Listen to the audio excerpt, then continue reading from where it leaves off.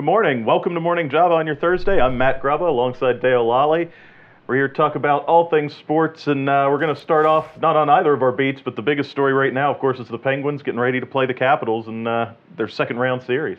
Yeah, this is going to be an interesting series.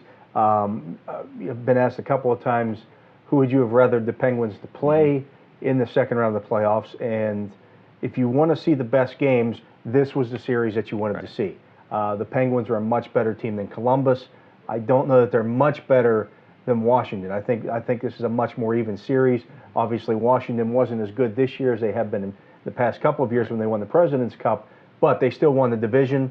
They still have home ice advantage in this series, and they've got a little something to prove against the Penguins, who have kind of had their number in the playoffs, but you have somebody's number until you don't. And this is, I think, a little bit more of the pressure in this series in particular is on Pittsburgh, because they're the two-time defending Cup Stanley Cup champions, and this Washington team wasn't expected to do much this year. They weren't, they had lost a lot of guys from last year. Obviously, you still have Ovechkin and some of the other guys, but they're kind of sneaking up on everybody in these playoffs. Yeah, and you have to worry about the Capitals really hitting their stride now. They dropped the first two games in their series against Columbus, and 4 in a row. And then they're heating up. Maybe at the right time. That's always something that in years past, when they're finishing with the best record in the league, that maybe they're peaking too early and then they hit the playoffs, and a team like the Penguins usually is the one that knocks them out and sort of ends that run. So it is a different dynamic, different feel to this year's series with them, and the Penguins are going to be up for a challenge, especially with some of the injuries they're dealing with. And no Malkin, no Hagelin in the first, at least in the first game. Probably the second game for Hagelin. We'll see about Malkin, and that's two big losses for the Penguins. Yeah, for sure. It's going to be quite the task, but our crew's going to be down there with all the coverage of it, and we'll see how this goes. Best of 7 coming up soon. And Matt, we've seen Pitt make some news this week. We see Jeff Capel makes his first big signing since coming over, about 3 weeks ago now? Right, yeah. I got a verbal commitment from a point guard, a position of need with Marcus Carr's Not departure. just a point guard, one of the top point guards in the country. Right, yeah. A guy who's ranked just inside of the top 100 nationally by all the services, pretty much. He's a consensus right in that 80 range. Trey McGowan's is his name. He's a 4-star kid out of Hargrave Military Academy in southern part of Virginia, not too far from where I grew up. And they've got some people out of there before. That's right. Sam Young is the most notable one, but there have been some other recruits Pitt's had through the years. Isaiah Epps didn't last long with the program, but he's a Hargrave guy. They're a program that, nationally has got themselves to where they're in the top 10, top 20 usually for the prep school rankings, right up there with the Oak Hills, the top programs in the country. And, this is a kid, McGowan's, that, only transferred there for his senior year, was sort of an unknown guy growing up in South Carolina. He had local school offers, Southern Conference teams were in on him, but people didn't know a lot about him. First game of his senior year, he goes out there and scores 30 against Oak Hill. Suddenly, everybody's paying attention. You're now on the radar. He had more than 40 scholarship offers and was originally set up to be a class of 2019 guy. He was going to stay for that extra 13th grade year, the prep school year. And the offer from Pitt came. Pitt obviously needs point guards. He's probably going to have a chance to play from the opening game on.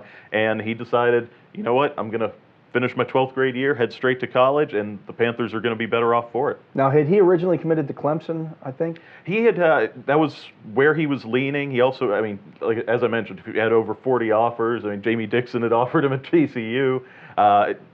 So this isn't a guy who had offered, was going to go to Youngstown State or Kent. This is a guy who had big-time college offers. He had big-time offers. Clemson in his home state was where he had been leaning. But, Jeff Capel really came in, and he said, he wanted to learn from a guy who Capel was sort of a combo guard at Duke, point guard, shooting guard as needed.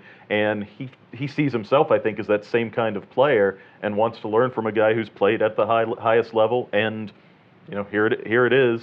Jeff Capel's got his first big verbal commitment, of course, nothing binding until pen hits paper. But it's a big step forward for the Pitt program. Probably their highest rated recruit they've got in 5 years or so. And that was a position of need for them because they lost both starters from last year in that backcourt. Right. Yeah. Parker Stewart and Marcus Carr transferring out. So you have really Jared Wilson-Frame, the leading scorer, who's a swing man, sort of guard forward, small forward, shooting guard type. So that true ball handler is something they need. Jeff Capel still has we know for sure 4 open scholarships, maybe more if a couple other guys end up transferring. There's still a couple decisions left.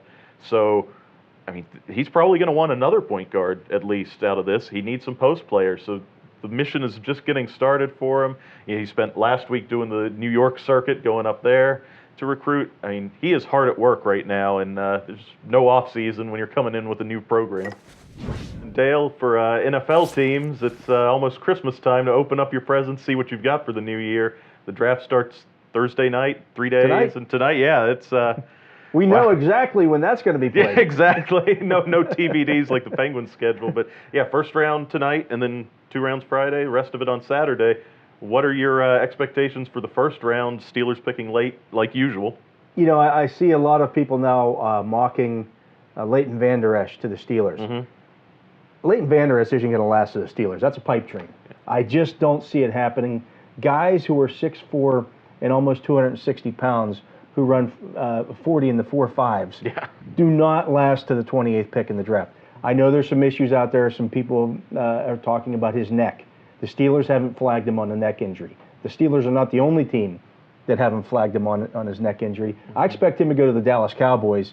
And so I don't think he'll be around for the Steelers. I also don't think Rashad Evans will be around for the Steelers, the linebacker from Alabama. In fact, I think all 4 of the top linebackers in this draft go before the Steelers get their pick. I think they go in the top 22 or 23 picks in this draft. And I think that puts the Steelers on tap to draft a safety.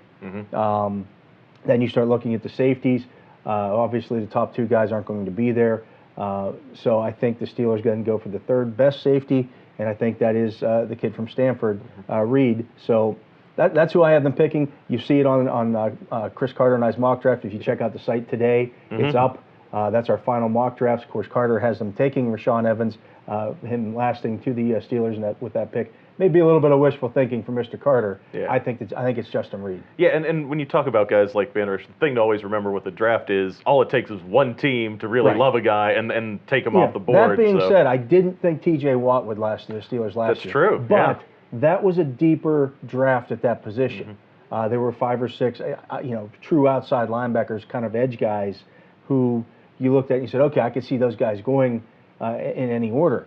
In this draft, there aren't really. There's only a couple of edge guys who are true kind of like hybrid outside linebackers / defensive end types, and so you're not going to see a bunch of those guys. Maybe Harold Landry goes there. Obviously Chubb from South Carolina or from NC State. But after those 2 guys, there aren't really any outside linebackers. So you're going to look at the inside linebackers, and Evans offers pass rush ability, and so does Vander Esch.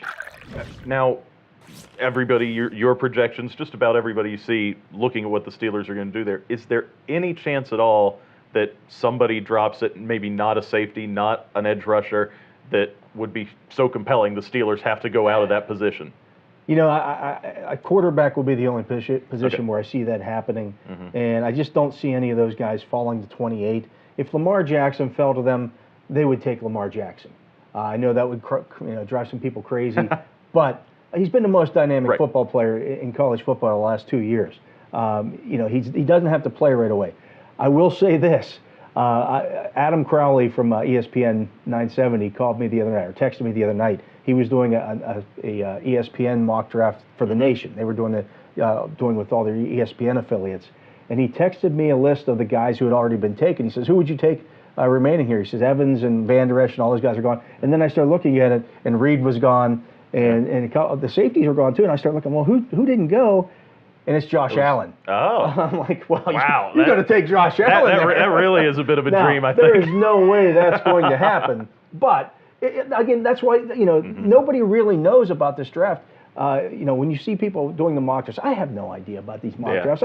I'm judging this based on what I project and what I think these teams' needs are.